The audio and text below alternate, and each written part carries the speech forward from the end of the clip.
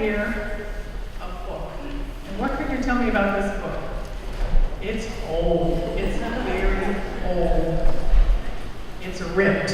And it even has things written on it. But this is a book that was mine when I was a little girl. And I didn't write it. My brother wrote it. But my mother and father used to read to me.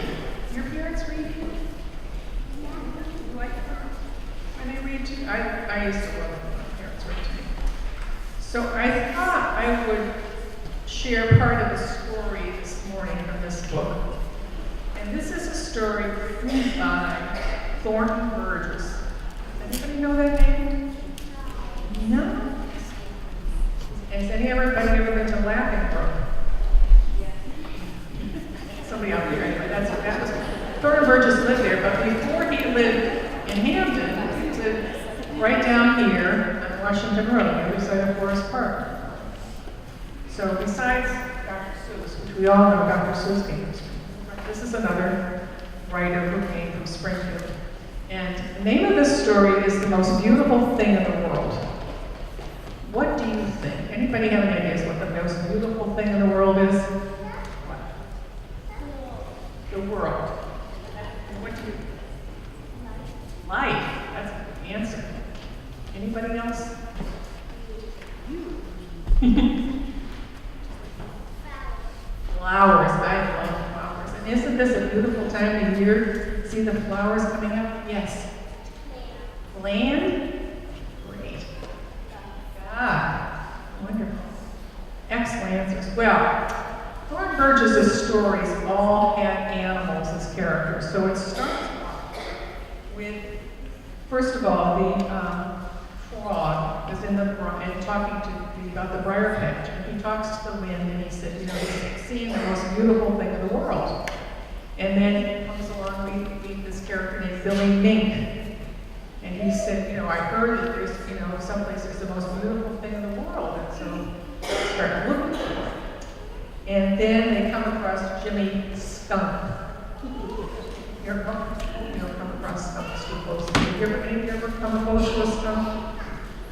Yeah, my dog did last year. That's not. But they're out anyway.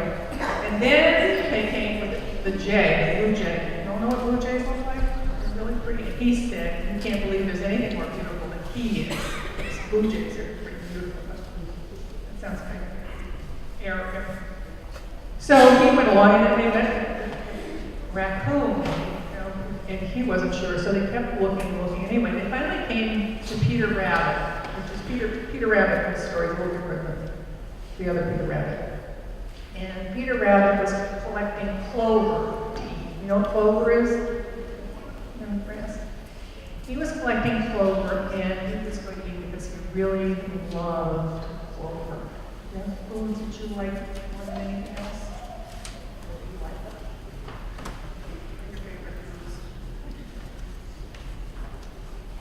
Pizza. That's one of my favorites, yeah. Chocolate, definitely. Reese's peanut butter cups. Oh my goodness. Barbecue chicken. Mango. That's good. Yeah. Ribs. I just got ribs the other day. Chinese food. Well, you think about all those things.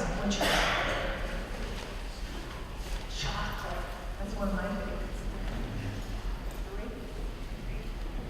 You think about your favorite food, and that's how Peter Rabbit felt about clover.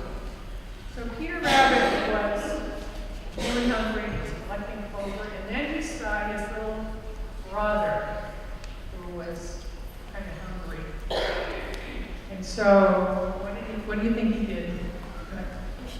He shared the clover. And that was the story that the most beautiful thing in the world was love.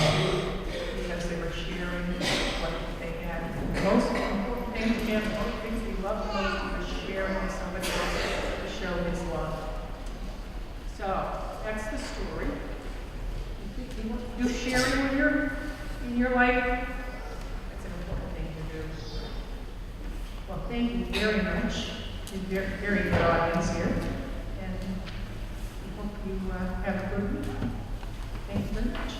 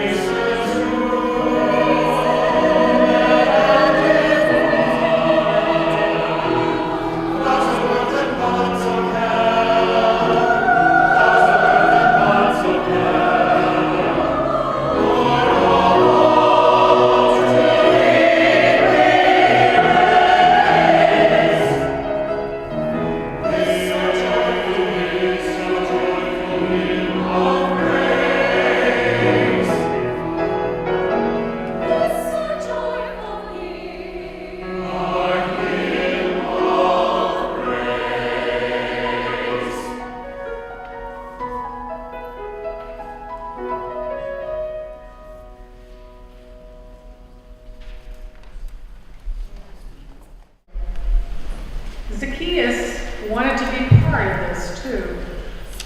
Luke doesn't tell us why. Perhaps he just wanted a glimpse of the celebrity. Perhaps he had heard how Jesus had restored the sight of another man from Jericho. Perhaps he hoped to see a miracle performed. Whatever the reasons, Zacchaeus had two problems. First, he was short. Too short to see over the heads of others. Now, if he'd been someone else, he might have had a friend who would let him into the front of the crowd to be able to see, but that was his second problem. He didn't have any friends. He was a tax collector, not a popular person. And this being tax week, I'm sure many of you may be sympathetic. But I venture to say that tax collectors in the Jericho of Jesus' day were a lot less popular than they are today. So, what was he to do? He sees a sycamore tree, he goes there and he climbs up in the tree and then is able to see Jesus. In preparing for this sermon, I did some research on sycamore trees because I have a thing for trees. And I found out that the sycamore tree in the Middle East is a different tree than the sycamores we see around here on our tree belts. They're a kind of fig tree, and they grow to be about 60 feet high, which would give Zacchaeus a pretty good view. I also learned that if you go to the Middle East today, you can see the same tree that Zacchaeus climbed. If you go to the Catholic Covenant of the Good Shepherd, or the old Greek Orthodox monastery, or the Holy Land Museum and Russian Cultural Center. Take your pick. Each one guaranteed to be authentic. Which tree he climbed seems less important than why he climbed it. He wanted to be part of the crowd. He wanted to see what was going on. You may have heard the song, Zacchaeus was a wee little man. I think the appeal to children may have something to do with the idea that he was short. I'm sure if you've been to parades, you've seen small children sitting on their parents' shoulders so they can get a good view.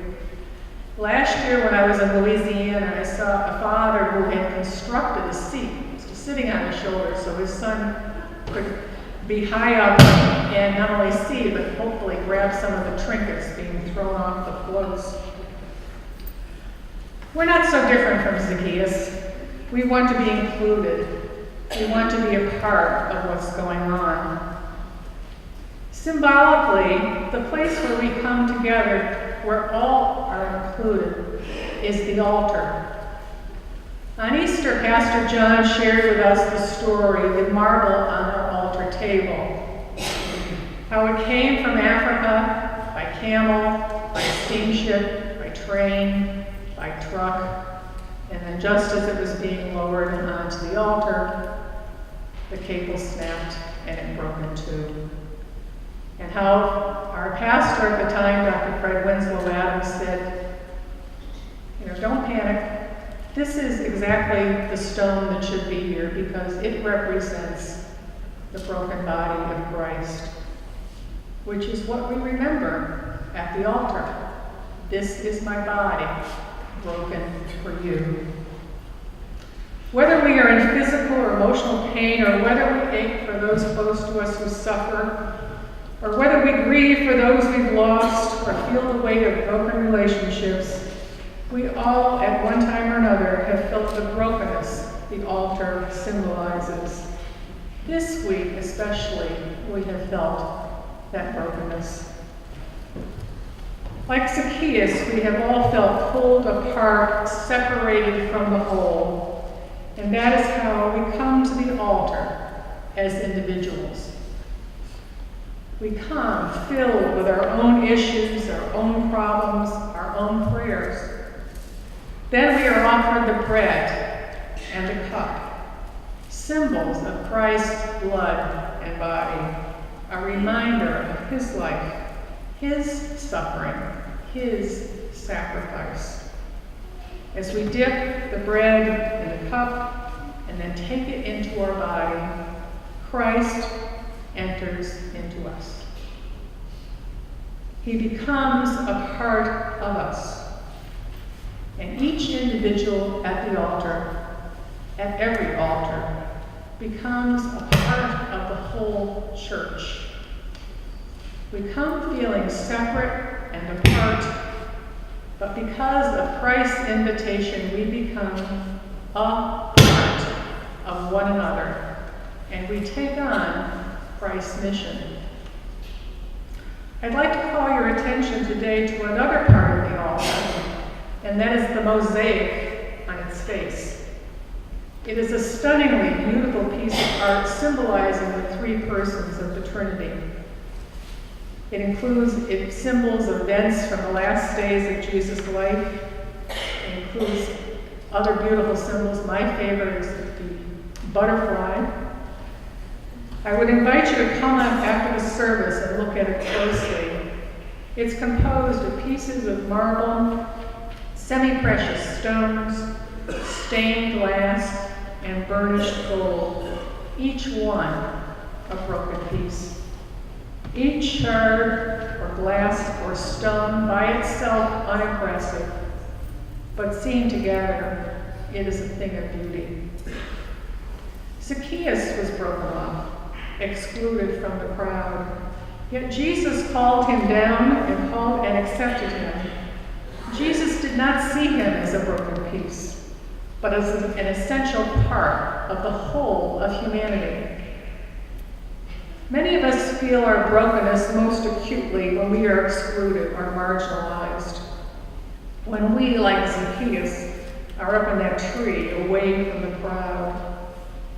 There have been many occasions when I have felt that way, when I have felt isolated from the rest of the crowd. Some of you may remember the Janice Ian song, At 17. I learned the truth at 17, that love was meant for beauty queens and high school girls with clear skin smiles who married young and then retired.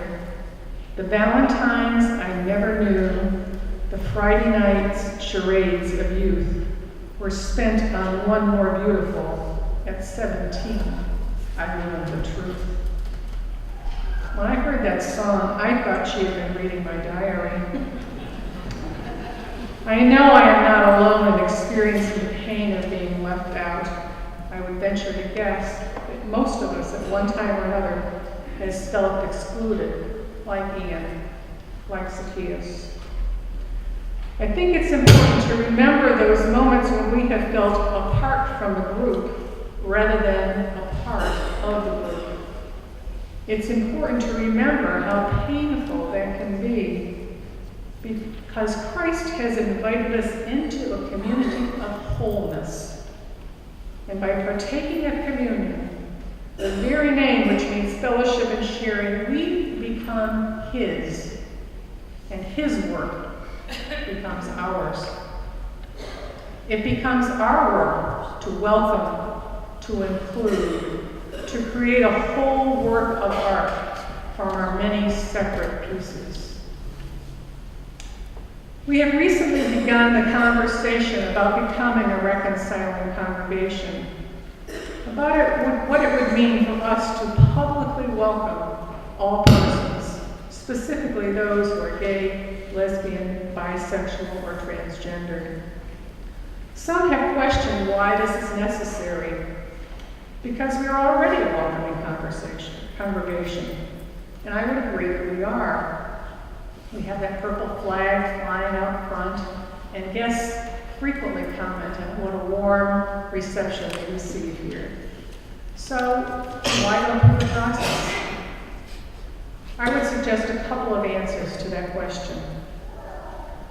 First of all, while most of us may see the church as a warm and welcoming place, too many people beyond our doors have been hurt, rejected, and abused by the church. Understandably, they're probably not even likely to walk up and open the door to find out whether there's a warm welcome inside.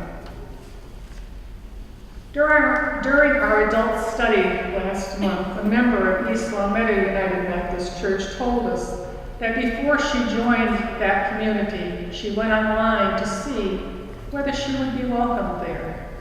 And when she saw that the church was a reconciling congregation, she joined. She made her choice based on that. Her life was enriched by finding a church home that welcomed her, and the church was enriched by having her as a member.